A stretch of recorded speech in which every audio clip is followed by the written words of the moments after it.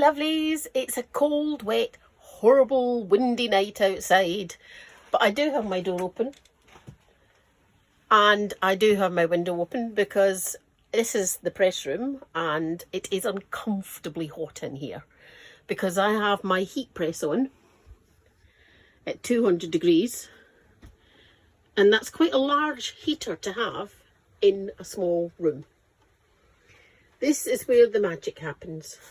I have my alliums all pressed, painted and ready to go. I have got lots of rolls of paper ready to go with all their paint on them. I have got my little mug press. I've got my little heat press. But I've got my big heat press is what I'm going to be using today. Set at 200 degrees. It's used to take the pigment that I have painted on my paper and that I have painted on my alliums, and it will sublimate onto the chiffon.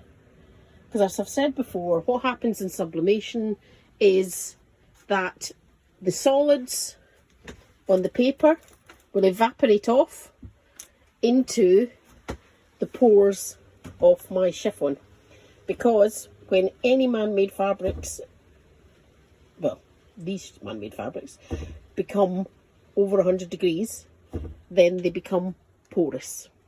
And when they become porous, the vapour pigment then goes into the pores and is trapped in there, which is why this printing process is pretty bomb-proof and lasts really well. So I'm going to finish setting up this ready to go, and I'll show you me heat pressing. I have got my paper pinned on top of my chiffon.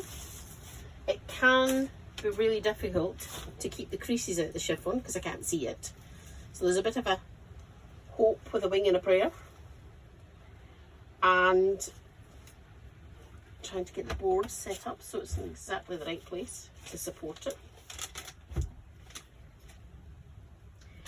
I put baking parchment underneath, which you probably saw me pinning to the spongy bit underneath the heat press, because otherwise the baking parchment underneath tends to just come with it. And a bit of baking parchment over the top, because even if I wasn't going to have some of the pigment going onto it from this, goodness knows what pigment's already on the heat press from the last few things I've done. Try to be careful, but it can be pretty tricky at times. So 10 seconds commences. So it will be heating up, but it won't have reached enough of a temperature to get all of the pigment on there. So now I have to carefully take it forward. This is sometimes where it all goes wrong. Just a few centimetres, then repeat. And so on and so forth until I get to the end.